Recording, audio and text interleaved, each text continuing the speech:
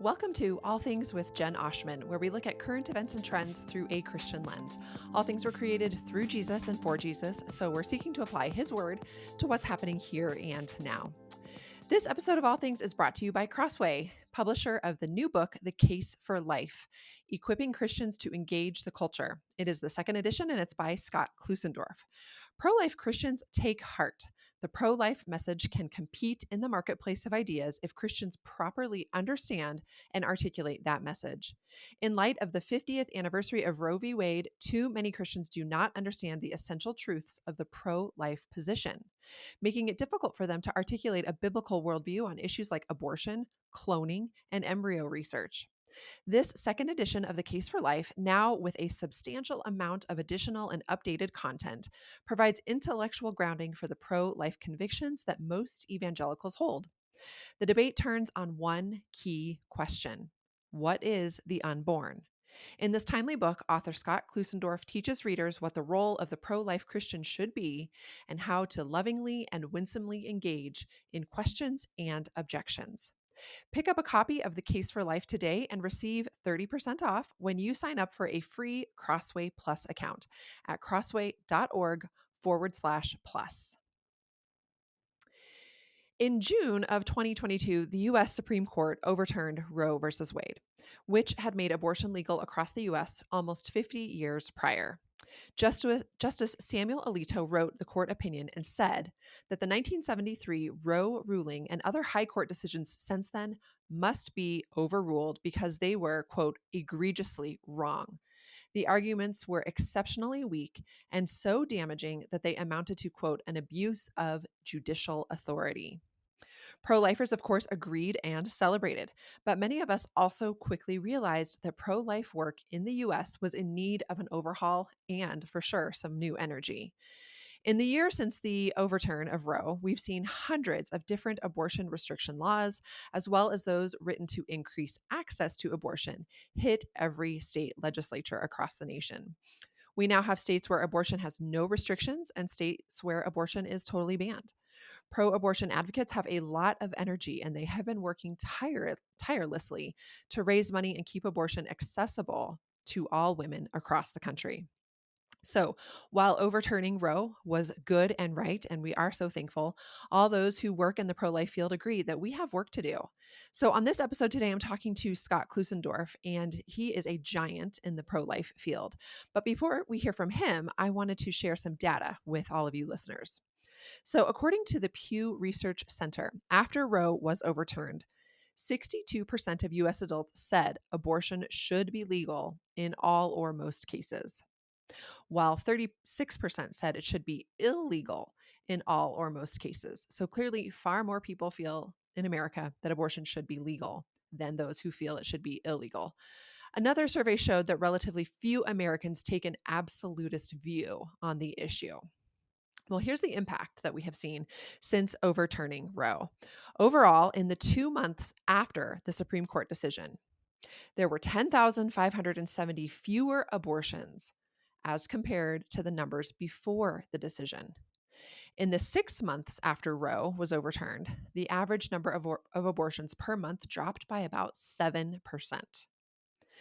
In the states with the strictest restrictions, and I'll list those for you, they are about Alabama, Arkansas, Idaho, Kentucky, Louisiana, Mississippi, Missouri, Oklahoma, South Dakota, Tennessee, Texas, West Virginia, and Wisconsin.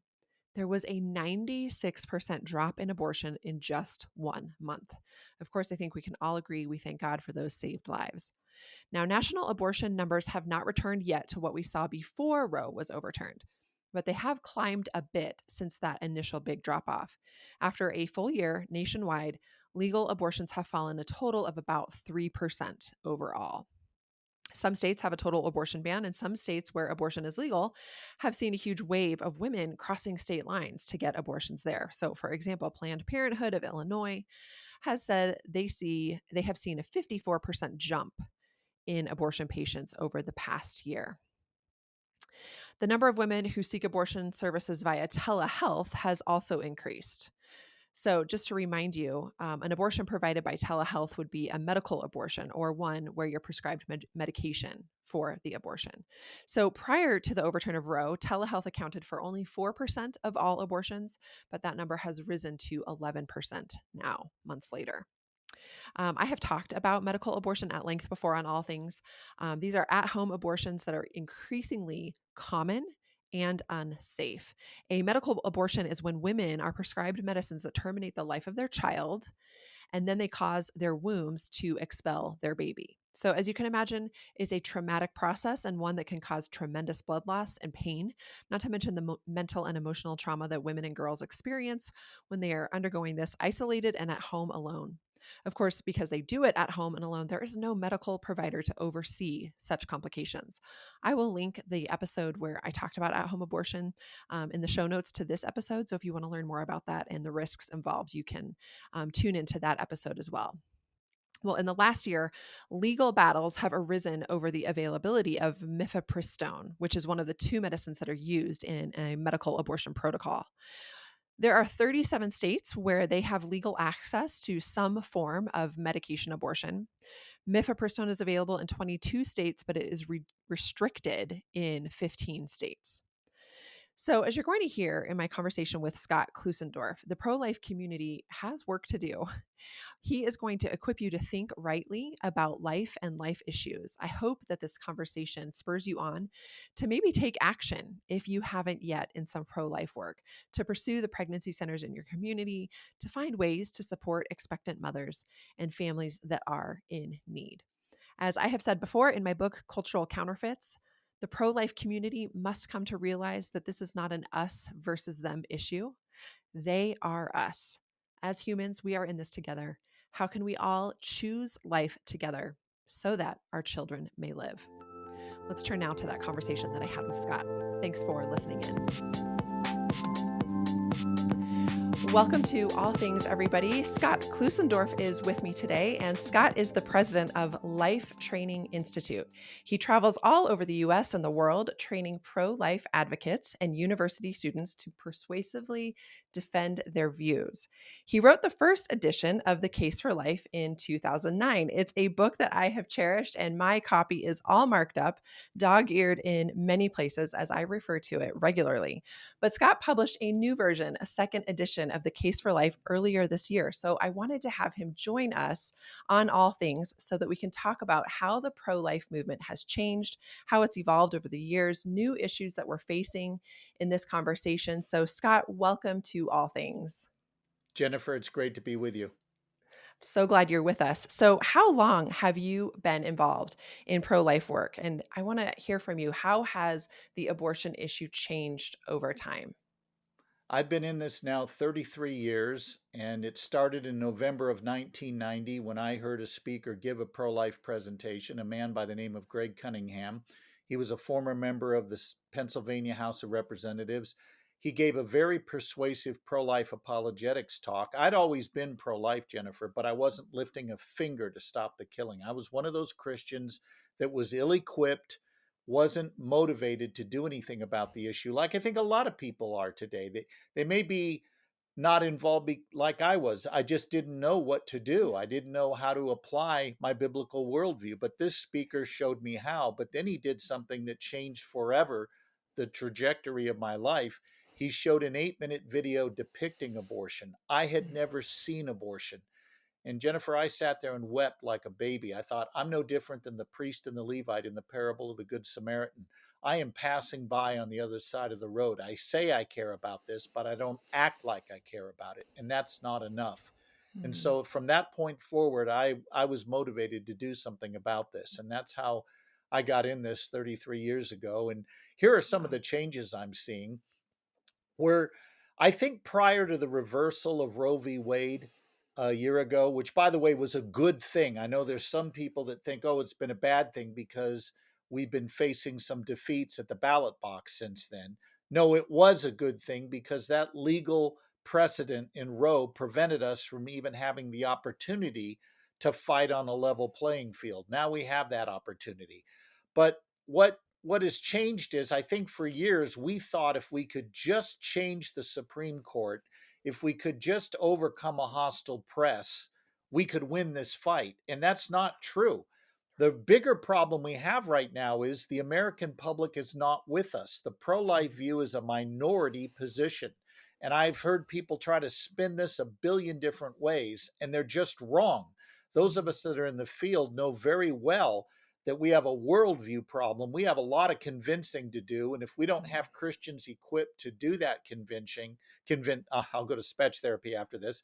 If we don't have Christians equipped to do that convincing, we're not going to win this fight. And that's why I wrote the second edition of The Case for Life. I wanted to equip Christians in a post Roe v. Wade world to engage people who don't hold our basic worldview assumptions. Because if we don't start challenging those assumptions at the thought level, we're Mhm. not going to win this fight. Yeah. Okay. That is really helpful. You do say the abortion debates are contentious because they involve deep worldview commitments, Yeah, but the debate itself is not complex. What do you mean? no. The debate is very simple. Does each and every human being have an equal right to life, or do only some have it? In other words, this debate comes down very simply to the question, what is the unborn? And the problem in our culture, Jennifer, is people want to answer the question, can I kill the unborn, without answering the predicate question, what is the unborn? I'll give you an example. The Mhm. current president of the United States, on the anniversary of Roe v. Wade, said this: reproductive health care, by which, of course, he meant abortion, is something all Americans should celebrate. Mr. President, does everyone include the unborn? Should they Mm, celebrate the fact that they are systematically dismembered and cut up in the name of reproductive health care? Does reproductive health care benefit them? See, he mhm. simply assumed the unborn aren't human. He didn't argue for it. And this debate very simply comes down to what is the unborn. Here's where the debate seems complex to people. They think that because it's psychologically problematic for people, that it's therefore morally complex. And that is Mhm. simply not the case. For example, if you and I were to hear about a 14-year-old girl that we both knew who was pregnant and her boyfriend's threatening to dump her. Her parents, who are leaders in the local church, are not happy with the pregnancy and they're threatening to kick her out of the house. And she's going to lose the prospects of going to school. She'll lose a college education. She'll not make good money because she's going to spend the next 18 years raising a kid. We definitely feel psychological sympathy for her. Who wouldn't, unless you're heartless? However, it doesn't follow that because the issue feels psychologically complex, that it's also morally complex. Morally, it comes down to one question: is it okay to intentionally kill an innocent human being that's in the way of something we want or need? And the answer should be that's a very simple answer: no. So we've Mhm. got to answer the issue, what is the unborn, before we deal with the question, can we kill them? And that's precisely the question our culture tries to ignore. They Yeah. confuse psychological complexity with moral complexity. That is really clarifying and really helpful because I think the debate and the conversations surrounding it are incredibly emotional. And Yeah.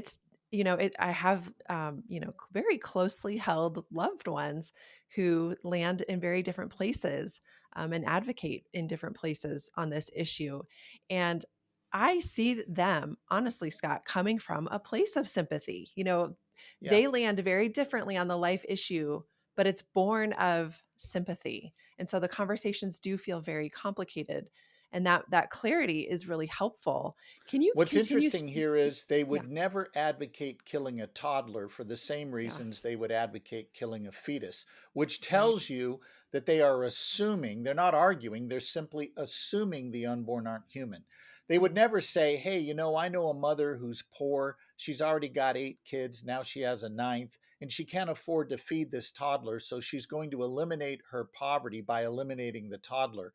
Your Mhm. family members and mine who hold opposite views from us would never argue that's a permissible reason to kill a toddler. They Yeah, only argue that's permissible in abortion because they assume the unborn are not human like that toddler. And that's the very issue of this debate. It very yeah. simply comes down to what is the unborn? And that's the question we have to answer. Yeah. I appreciate the clarity there so much. And that actually brings me to another question that I wanted to talk about with you. Something that has been really helpful to me from the first edition of the Case for Life, and something that I hear you talk about from time to time, is this acronym SLED. It's memorable, it's useful, it's clarifying. SLED. Scott, what is that? Can you tell the listeners? Because I think it would be helpful to everybody listening. Yeah. Well, pro lifers make their case really in two steps. We argue scientifically that from the earliest stages of development, from the one cell stage, you were a distinct, living, and whole human being. You weren't part of another human being like skin cells on the back of my hand. You were already a whole living member of the human family, even though you had yet to grow and develop.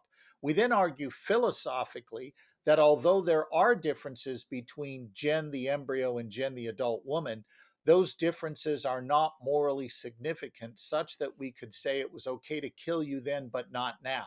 And the Mhm. SLED acronym illustrates those differences that don't matter. Size, you were smaller as an embryo, but body size doesn't equal value. Size is your S in that acronym, by the way. L stands for level of development. Yes, you were less developed as an embryo, but so what? Why does that matter? How developed do you have to be not to be killed? And does more development mean you have a greater right to life than when you had less? I mean, 2-year-old girls are less developed than 21-year-old young women. It doesn't follow the 2-year-old has less of a right to life simply because Right. she's less developed. What about environment where you're located? Where you are has no bearing on who you are or what you are. I'm going to guess you walked from either another part of your house to the studio you're in right now. I'm going to guess you took a journey of at least 70 feet. If I'm wrong, bear with me, but follow along. If a Mhm. journey of 70 feet didn't change you from one kind of thing to another, how does a journey of 7 inches down the birth canal suddenly transform you from non human, non valuable entity we can intentionally kill to a valuable human being that we cannot? And the answer is if you weren't already human and valuable, simply changing your address isn't going to fix that. And then finally, D stands for degree of dependency, size, level of development, environment, meaning where you're located, and finally, degree of dependency. How does dependency on another human being mean that we can intentionally kill you? Just this morning, I saw a headline involving two young women that are known as the Henschel twins. You may have seen them. They are conjoined twins. They're literally joined at the hip, and now they're in their early 30s, and the article was describing their history, and the press has followed them since infancy. But you look at these two girls, there's one set of legs, and then from the waist up, there's two body trunks, two shoulders, two heads. You cannot separate them without killing them. They share a circulatory system, they share vital organs. But if it's true that we can kill the unborn because they depend on another human being, if dependency on another human being means you have no right to life, neither one of those young women have a right to life and both can be killed. Size, level of development, environment, degree of dependency, none of those four differences are good reasons for saying, Jen, you had no right to life then, but you do now. Mm. Again, really, really clarifying and really helpful. And yet, I know in 2023, we have come to such a place of devaluing life that some people on the other side would maybe find some of those contentious. Even I think of the dependency. We are increasingly doing away or ending lives sooner than we should because they are dependent. Again, the psychological aspect that you referred to earlier muddies the waters, it feels like. But again, the SLED acronym is so helpful and so clarifying. And the funny Um, thing about dependency, or what some would call viability, it's mm, really a measure of our technology, not the status of the unborn.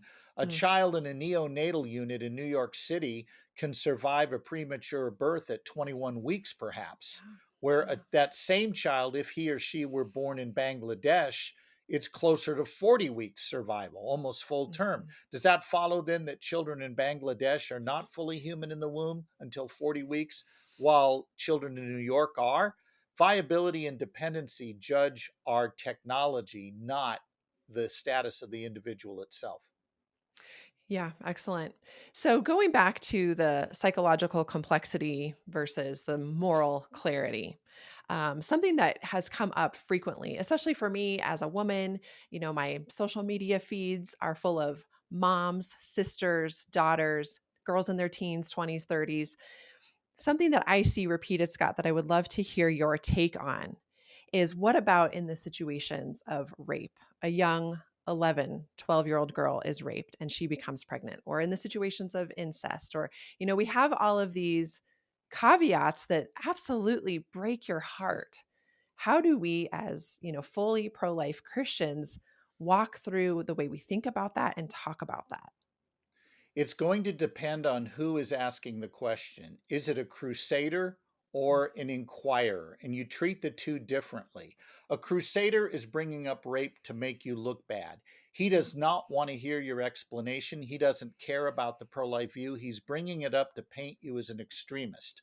So when he says to you, how can you call yourself a conservative Christian, pro life, compassionate Christian when you would force a woman who's been raped to carry this child to term and always be reminded of what she went through? In what possible world is that a God honoring, compassionate position to have? I'm going to look right at him and call his bluff, because Mm, his real position is not that abortion should only be legal in cases of rape. His real position is it should be legal for any reason whatsoever. I'm going to make sure everybody knows that.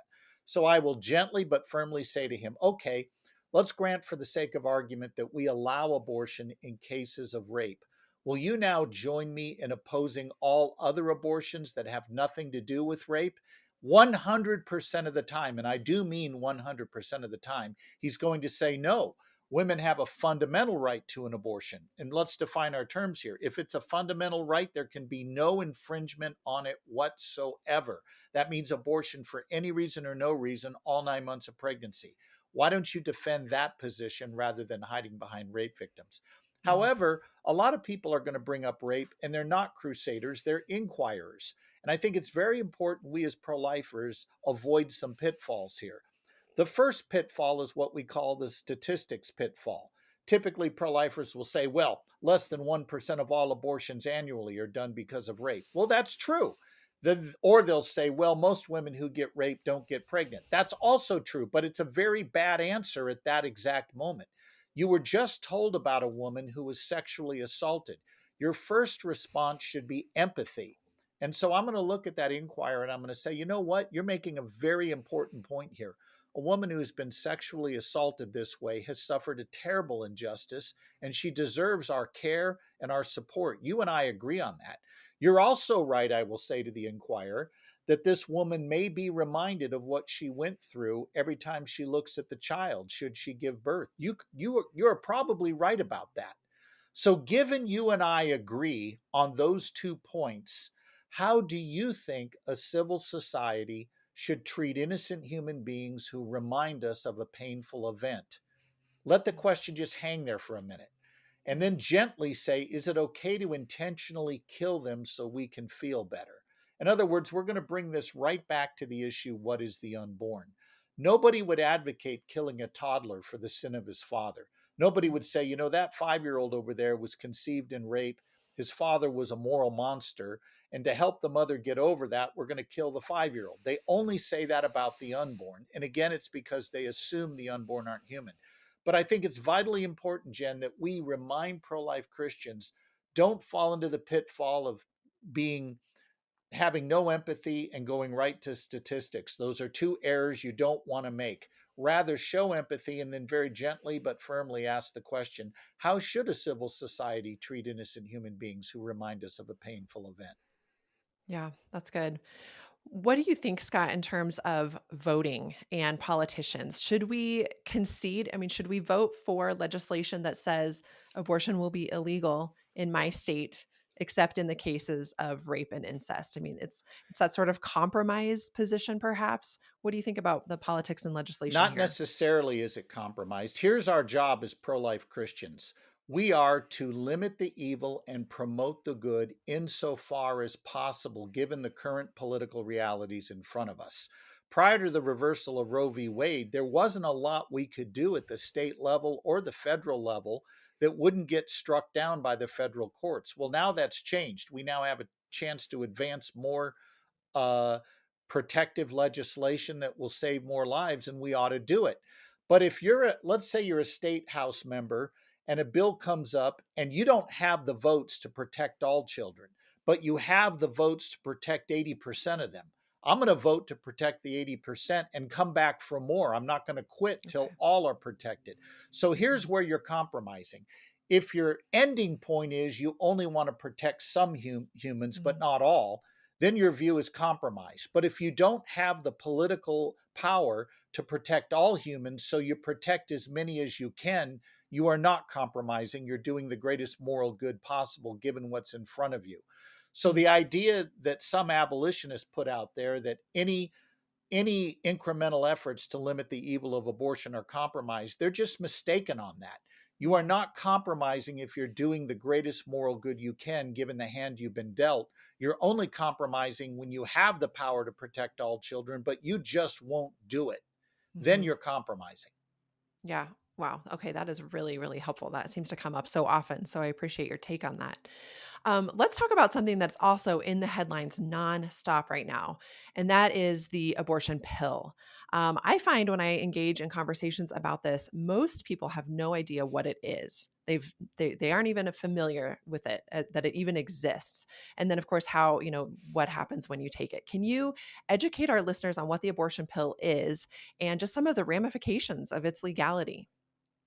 The abortion pill can mean a couple of different things. It can mean methotrexate, which is a very strong drug that induces labor early and poisons the developing human prior to that. Or it can mean RU46, which is actually a two-step process where the woman first takes a pill that induces early labor, and then a second one which actually works negatively and adversely on the developing child. And it both result in the woman basically ending her pregnancy at home. And sometimes that can be very traumatic and painful and bloody, and it's a messy experience. But chemical abortion is not the panacea that pro abortionists want us to believe it is. It carries risks to the mother. It certainly is not safe for the child. And one thing, though, that has happened is pro life pregnancy centers who have medical clinic status, many of them are now doing what's called abortion pill reversal treatments, where if the woman has only taken the first step of the RU46 pill, but not the second, that they can actually reverse that process in some cases and save that child even after she takes the pill if she changes her mind. But what's happening politically right now is you have red states that are run by Republicans who are limiting abortion, and you have blue states run by Democrats where they are promoting it wholesale. And what's happening is women in red states are being told, oh, you can send away to blue states who will mail you the pill in your own home state so you don't have to travel. And now they're trying to make abortion accessible in red states through the mail by mail ordering these pills.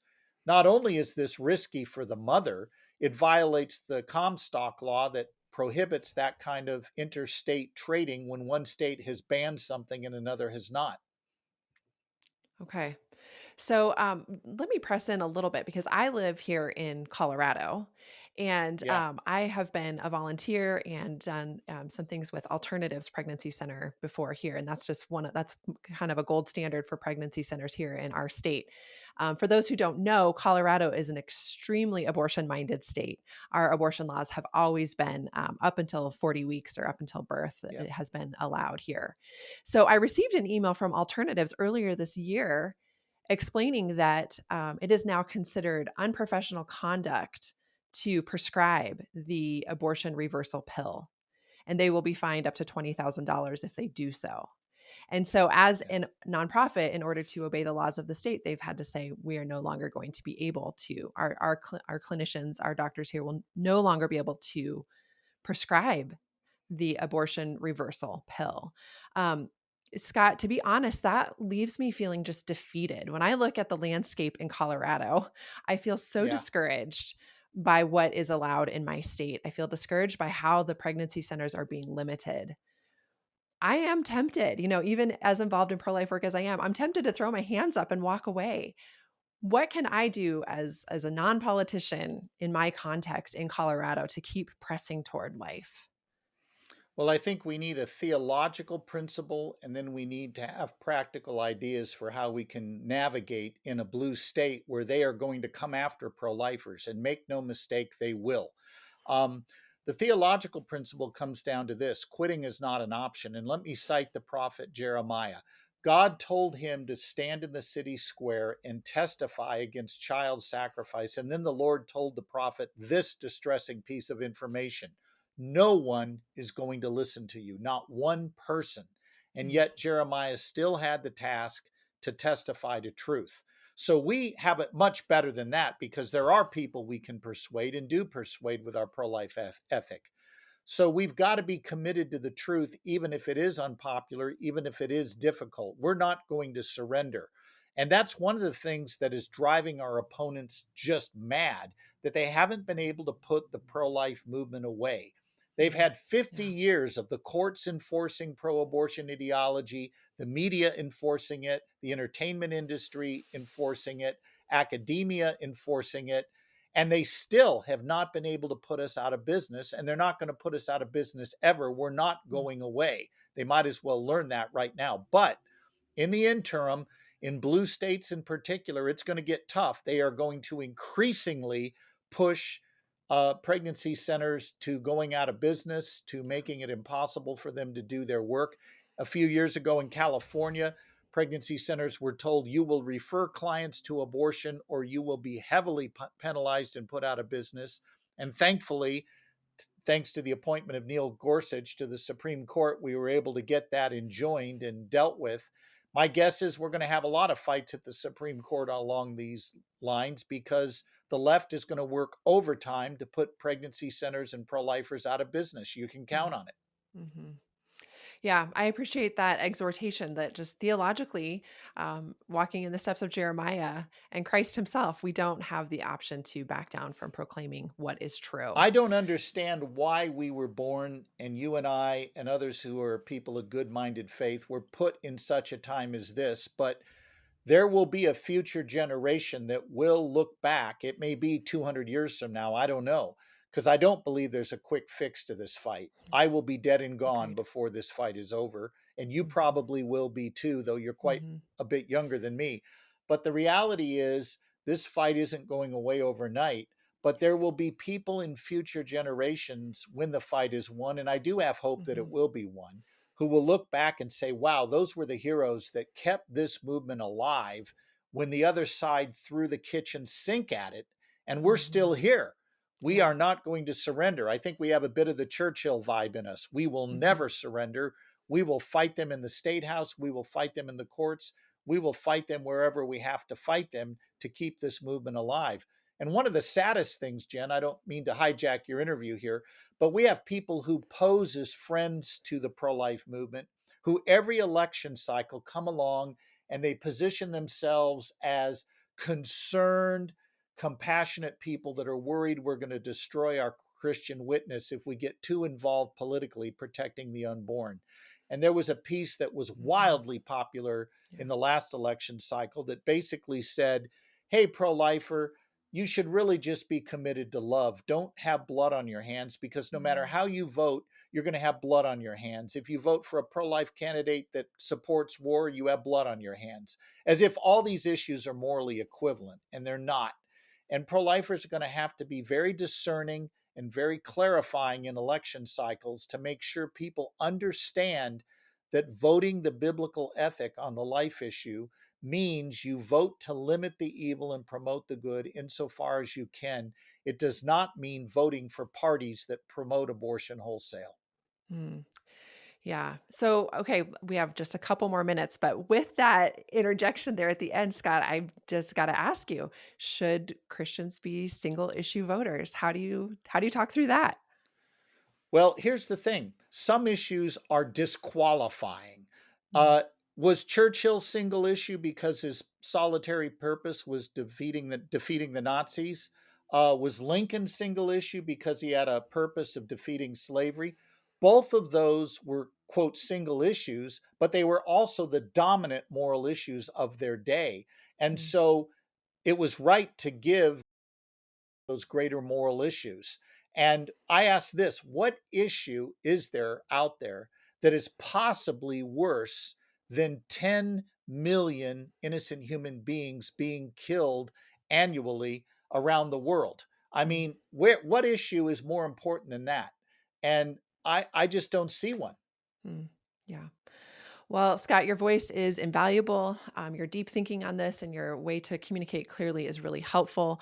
I will be linking in the show notes links to the second edition of The Case for Life. And friends, do grab a copy. It is incredibly helpful. It's also memorable and concise and something that will feed you in conversations as you go. Scott, where else can people keep up with your work so they can keep hearing from you? Well, they can go to scottklusendorf.com or they can look up on Facebook the Case for Life podcast. We do a weekly podcast and they can contact me there or at prolifetraining.com. That's Life Training Institute's website where I serve as the president. And Excellent. by the way, one Thank thing you. about the Case for Life book, if I may just throw in a quick plug, Please uh, do. readers will know how to defend their pro life view in a minute or less after reading the first chapter. They will know how to defend their pro life view in a minute or less just reading the first chapter. And the rest of it is icing on the cake at that Hmm. point. Well, that is excellent because, as you said, this conversation is psychologically complex and that does muddy the Right. waters, even though it's morally simple. And so, giving us that first chapter is invaluable. So, thank you, Scott, for joining us and thank you for your work. You're welcome. And thank you for having me as a Crossway author. My pleasure. Hey, thanks so much for listening to All Things, where we look at current events and cultural trends through a Christian lens. All things were created through Jesus and for Jesus, so we're seeking to apply His word to what's happening here and now.